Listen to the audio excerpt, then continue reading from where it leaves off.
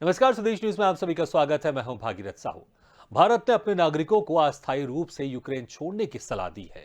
Kyiv में मौजूद भारतीय दूतावास ने खास तौर पर यूक्रेन में मौजूद भारतीय छात्रों को अस्थायी रूप से स्वदेश लौटने के लिए कहा है। ये सलाह यूक्रेन और रूस के बीच चल रहे तनाव के युद्ध में बदलने की संभावना के कारण दी गई है।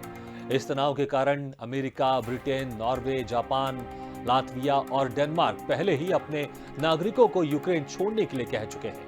भारतीय दूतावास ने यूक्रेन छोड़ने के लिए एक एडवाइजरी लेटर यूक्रेन में मौजूद भारतीयों को भेजा है।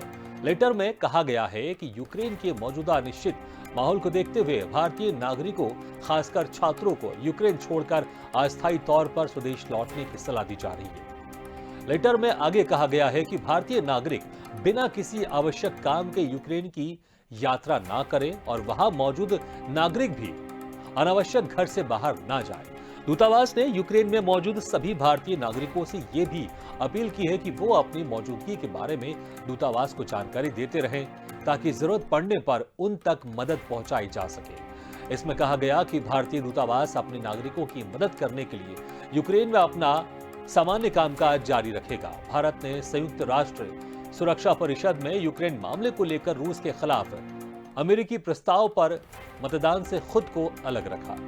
इसके साथ ही भारत ने शांतिपूर्ण बातचीत के जरिए तनाव को तत्काल कम करने की अपील की। संयुक्त राष्ट्र में भारत के स्थायी प्रतिनिधि टीएस त्रिमूर्ति ने स्पष्ट किया, भारत का हित एक ऐसा समाधान खोजने में है जो सभी देशों के वैध सुरक्षा हितों को ध्यान में रखते हुए तनाव को तत्काल कम कर सके और इसका उद्देश्य क्षेत्र और उससे बाहर दीर्घकालिक शांति और स्थिरता कायम करना है। यूक्रेन मामले में रूस पर कड़े प्रतिबंध लगाने की पश्चिमी देशों की धमकियों के बीच भारत ने स्पष्ट कहा है कि वो रूस के खिलाफ किसी भी आर्थिक प्रतिबंध का पक्षकार नहीं बन सकता। पूर्वी यूरोप में इस विवाद के कारण युद्ध होने की संभावना के बीच यूक्रेन में इंजीनियरिंग और मेडिकल की पढ़ाई कर रहे 20,000 भारतीय छात्र परेशानी में पड़ गए हैं। इनमें से ज्यादातर छात्र आंध्र प्रदेश, तेलंगाना, केरल, पंजाब और राजस्थान से हैं। इन छात्रों को वापस भारत लाने के लिए दिल्ली स्थित राष्ट्रपति सचिवालय में याचिका भी दायर की गई है। रूस ने यूक्रेन की सीमा के पास 1 लाख से ज्यादा सैनिकों का जमावड़ा कर रखा है। इससे क्षेत्र में युद्ध की आशंका तेज हो गई है। रूस ने लगातार इस बात से इनकार किया है कि वो यूक्रेन पर हमले की योजना बना रहा है, लेकिन अमेरिका और उसके नाटो सहयोगियों का मानना है कि रूस युद्ध की ओर बढ़ रहा है और इसके लिए तैयारी कर रहा है। वहीं रूस की मुख्य मांगों में नाटो में यूक्रेन को शामिल नहीं करना और क्षेत्र से ऐसे हथियारों को हटाना शामिल है जिससे रूस को खतरा हो सकता है।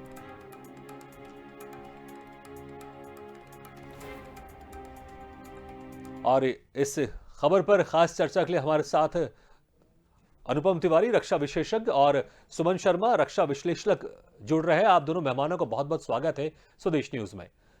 सबसे पहले अनुपम जी, मैं आपके पास जाना चाहूंगा, आपसे पूछना चाहूंगा, जिस तरह से भारत ने एडवाइजरी जारी की है कि जो भी भारतीय यूक्रेन में रह रहे, खासकर छात्र, वो अस्थायी तौर पर वापस भारत आ जाए, इस एडवाइजरी को किस तरह से देखते हैं? क्या जो एक आशंका बहुत काफी लंबे दिनों से चल रही है कि यूक्रेन के कारण रूस और अमेरिका में तनातनी बढ़ती जा रही है, कहीं युद्ध की तरफ ये इशारा तो नहीं कर रही है? ये जो भारत की एडवाइजरी है, इसको आप कैसे देखते हैं? देखिए, जिस तरह पिछले 2-3 दिनों में घटनाक्रम बदला है, उसको देखते हुए भारत की ये चिंता वाजिब थी, क्योंकि हमारे कई सारे नागरिक यूक्रेन में आज भी रह रहे हैं। तो और ये आशंका को बल इसलिए मिला है क्योंकि इसमें 2 घटनाएं देखिए। एक तो बीते दिनों जैसे ही वहां के रूस के राष्ट्रपति ने खुद इस बात की चिंता जताई थी कि 16 फरवरी के दिन शायद युद्ध शुरू हो जाएगा, और ऐसा उन्होंने मीडिया के सामने कहा था। तो इससे एक जिम्मेदार पोस्ट बैठे हुए व्यक्ति अगर इस तरह बोलता है तो उससे आशंकाओं को जन्म मिलता है। और दूसरी बात, कल ही कुछ सैटेलाइट तस्वीरें ऐसी सामने आई थी जिससे पता चला था कि रूस ने यूक्रेन के बॉर्डर पर ग्राउंड फोर्सेस समेत तमाम हथियार जमा करके रख दिए हैं, और जो पिछले कई महीनों से वो एक तरह से जो युद्ध की तैयारियों पे लगा हुआ था, उसको बहुत बल मिलता हुआ दिखाई दिया था। तो ये दोनों चीजों ने भारत जैसे देशों को भी सतर्क किया जो अब तक तटस्थ भूमिका में थे, कि सबसे पहले हमको अपने नागरिकों की चिंता करनी चाहिए। और इसी वजह से, मुझे लगता है सिर्फ इसी वजह से हमने सबसे पहले कदम उठाया, क्योंकि अगर युद्ध हो गया तो हमें एक बड़ा कठिनाई का सामना करना पड़ सकता है, क्योंकि रूस और यूक्रेन दोनों हमारे दोस्त हैं। और उस दशा में हम अपने नागरिकों को कैसे निकाल पाएंगे, ये बड़ा रिस्क वाला काम हो जाता है। और इसी वजह से शायद अपने नागरिकों की चिंता करते हुए भारत सरकार ने कदम उठाया, एडवाइजरी जारी करी है। अब युद्ध होगा कि नहीं होगा ये तो आने वाला समय बताएगा, लेकिन हाँ, तनाव अपने चरम पर है, इसमें कोई दो राय नहीं है। और इस तनाव को बढ़ने की अभी और आशंका है। तो इस वजह से मुझे लगता है कि ये भारत सरकार का उचित निर्णय है जो कि उन्होंने अपने नागरिकों की सुरक्षा की दृष्टि से लिया है। जी, बिल्कुल। तो तनाव बढ़ सकता है, इसकी आशंका के चलते भारत ने एडवाइजरी जारी की है। सुमन शर्मा जी, जिस तरह से भारत ने एडवाइजरी जारी की है और तनातनी लगातार बढ़ती जा रही है, अगर युद्ध होता है तो ये भारत के लिए अच्छा नहीं है, क्योंकि अमेरिका, रूस और जो भी इस विवाद में शामिल है, कहीं ना कहीं वो भारत के अच्छे मित्र देश है, इसमें कोई शक नहीं है।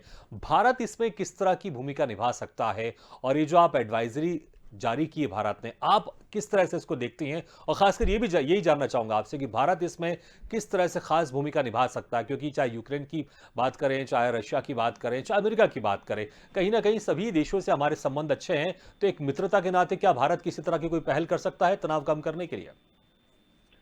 ये बात आपकी ठीक है कि इंडिया एक मीडिएटर का रोल निभा सकता है, जैसे उसने पहले भी निभाया है।